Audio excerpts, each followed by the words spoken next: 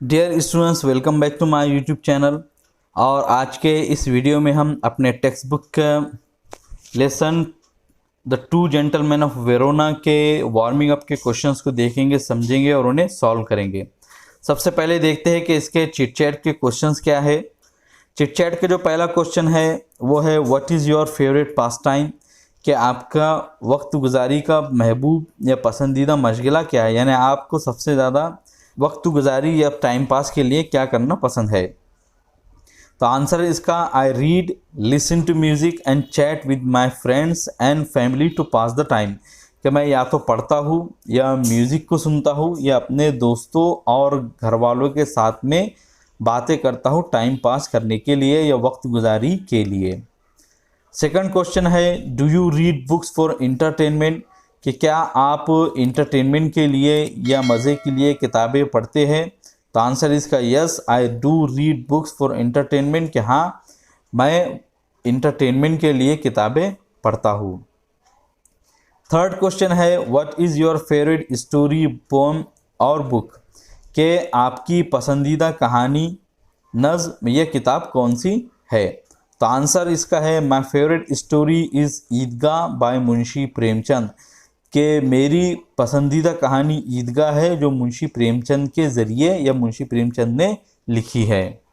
चौथा जो क्वेश्चन है वो है what role do books on the lives of great people play, के अजीम लोगों की ज़िंदगी में या अजीम लोगों की ज़िंदगी पर किताबें क्या असर डालती है या क्या उनकी ज़िंदगी में रोल अदा करती है। तो आंसर है इसका great people always read books, ये जो बड़े लोग होते हैं तो वो हमेशा किताबें पढ़ते रहते हैं। The books motivate, encourage and inspire them, कि जो किताबें होती हैं तो वो उन्हें मोटिवेट करती है, इनकरेज हौसला देती है, इंस्पायर देम और उन्हें कुछ कर दिखाने के लिए हौसला और जज्बा देती है। फिफ्थ क्वेश्चन है how can we decide if a story is average, good और एक्सेलेंट, कि कैसे हम ये बात का फैसला कर सकते हैं, डिसाइड कर सकते हैं कि कोई कहानी ठीक ठाक है, अच्छी है या बहुत अच्छी बेहतरीन है।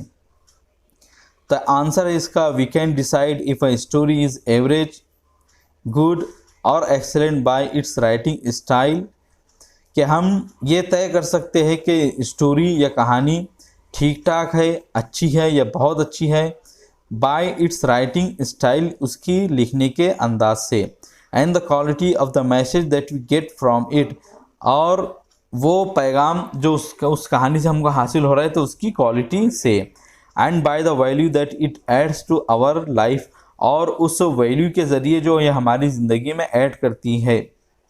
तो इस तरह हम किसी भी कहानी के अच्छे या बुरे होने का अंदाज़ा या फैसला कर सकते हैं।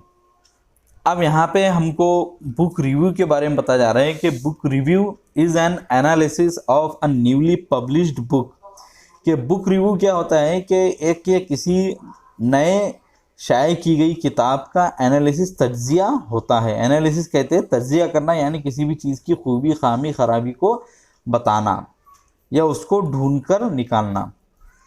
बाय एन एक्सपर्ट, किसी एक्सपर्ट के ज़रिए होता है ये, यानी एनालिसिस जो करता है बुक का तो वो एक एक्सपर्ट होता है, यानी उसी फील्ड का माहिर होता है, उस हु एक्सप्रेसेस हिज और हर opinion about the content, style और मेरिट, जो कि एक्सप्रेसेस जाहिर करता है, इजहार ख्याल करता है, अपनी राय को बताता है उस कहानी के कंटेंट, यानी उस कहानी के अंदर जो भी बात बताई जा रही थी उसके बारे में, स्टाइल और उसके अंदर जो अंदाज है उसके बारे में, और मेरिट उसकी खूबी और खामी के बारे में।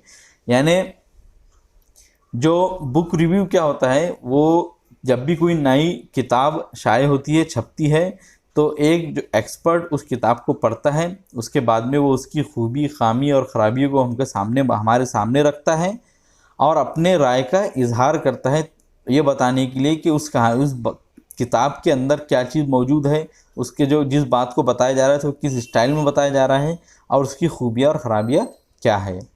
Book reviews are published in newspaper, magazines and are also available online. जो बुक रिव्यूज़ होते हैं तो वो अखबारों में, रिसालों में, मैगजीन्स में, and are also available online, और ऑनलाइन भी शाये किए जाते हैं, यानी ऑनलाइन भी बहुत सारे बुक रिव्यूज़ हमको मिल सकते हैं। तो बुक रिव्यूज़ या तो अखबारों में छपते हैं या रिसालों में छपते हैं या ऑनलाइन भी उनको आजकल पब्लिश किया जा रहा है। आगे हमको एक एक्टिविटी दी जा रही है कि make suitable groups in the class. आपको अपने क्लास में कुछ सूटेबल मुनासिब ग्रुप्स बनाना है। Decide upon a favourite book और story in the following details. अब आपको क्या करना है कि नीचे जो पॉइंट्स दिए गए हैं तो उसी के ऊपर आपको अपनी पसंदीदा कहानी या किताब पर आपको क्या करना है, डिस्कस करना है, आपस में एक दूसरे के साथ में तबादला ख्याल करना है, और नीचे जो पॉइंट दिए गए हैं तो उसके ऊपर आपको उस कहानी के ताल्लुक से अपने ख्यालात का इजहार करना है। अब यहाँ पे हमने एक कहानी को मिसाल के तौर पर लिए है। आप चाहे तो अपनी पसंदीदा कहानी को ले सकते हैं और उसके इन पॉइंट को सामने रखते हुए उस पर अपने ख्यालात का इजहार कर सकते हैं। तो नेम ऑफ द स्टोरी और बुक, इस एक कहानी का नाम या आपको बुक का नाम लिखना है, तो वो हमने लिखा है यहाँ पे स्वामी एंड फ्रेंड्स। ये एक छोटी सी स्टोरी है। राइटर, जिसके लिखने वाले का नाम क्या है, RK नारायण। अब अगला पॉइंट है some information about the writer, के राइटर के बारे में आपको कुछ इंफॉर्मेशन देनी है कि वो कौन थे, क्या थे।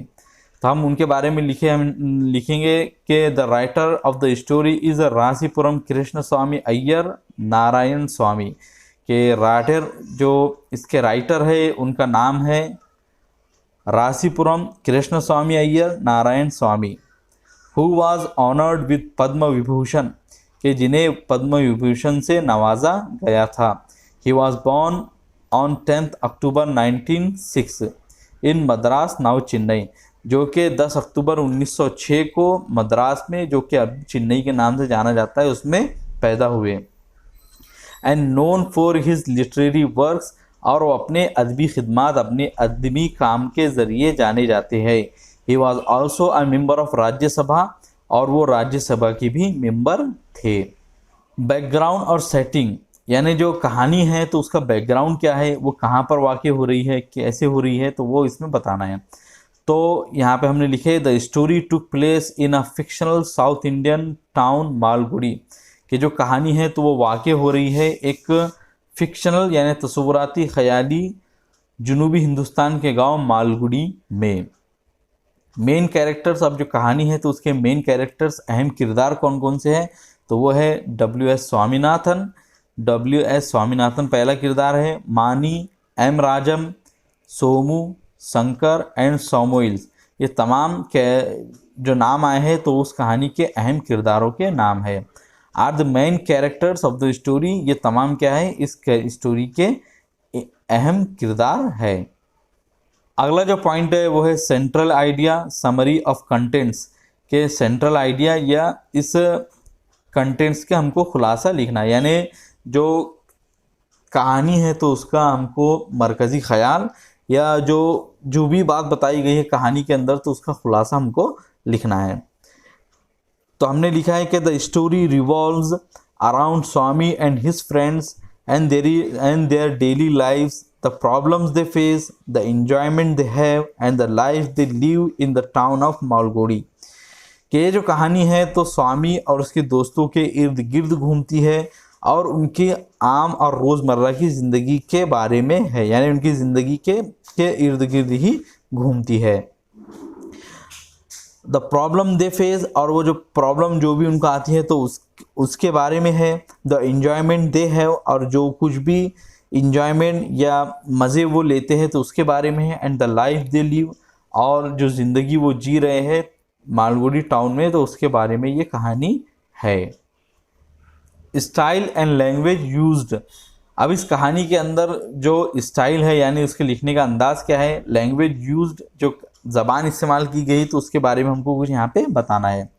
The language of the story is simple and easy, जो कहानी की लैंग्वेज या ज़बान है वो बहुत ही सिंपल है, आसान और सादा है। And style is attractive and engaging, और जो स्टाइल है इसका वो बहुत अट्रैक्टिव, दिलकश और दिलचस्प है, और इंगेजिंग और इंगेज रखने वाली, यानी ऐसा रखने वाली है कि आदमी उसी के साथ में बना रहता है, उससे छूटती नहीं है वो कहानी। इलस्ट्रेशन इफ़ एनी, उसके अंदर कोई इलस्ट्रेशन है तो हमको बताना है। तो हमने लिखा है कि द स्टोरी दो the story is about Swami and his friends, in the town of Malgudi, कि अगरचे जो कहानी है तो वो स्वामी और उसके दोस्तों के बारे में जो मालगुडी में हो रही है, but we can understand how India was under the rule of British Raj. लेकिन इस कहानी के ज़रिए हमको पता चलता है कि हिंदुस्तान ब्रिटिश राज में कैसा दिखता था, कैसा लगता था।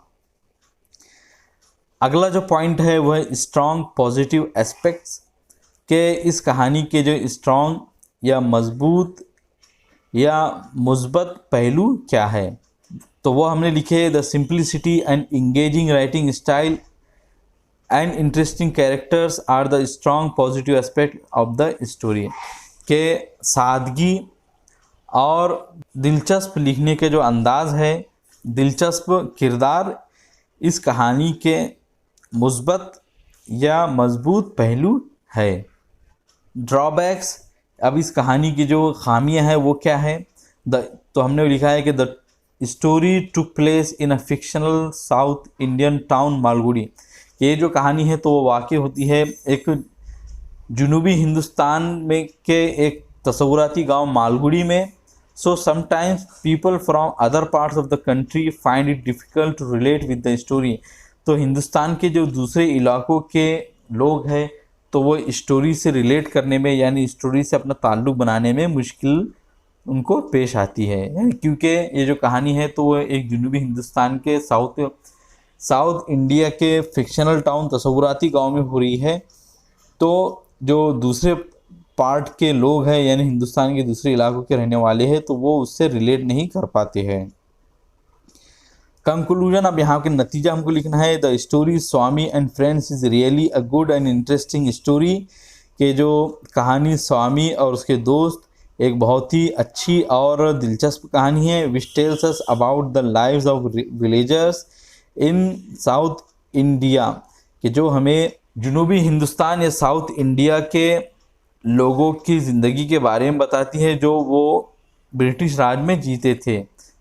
दो मैनी डिकेड्स हैव पास्ड, अगरचे कई दहाइयाँ गुजर चुकी, but it is still red and enjoyed by the readers and book lovers, लेकिन ये जो कहानी है तो अब भी पढ़ी जाती है और उसके मज़े लिए जाते हैं पढ़ने वालों और किताबों के शायकीन, किताबों को पसंद करने वालों के ज़रिए। यानी ये जो कहानी है तो लोग अब भी इसको पढ़ना पसंद करते हैं और अब भी इसको मज़ा लेते हैं।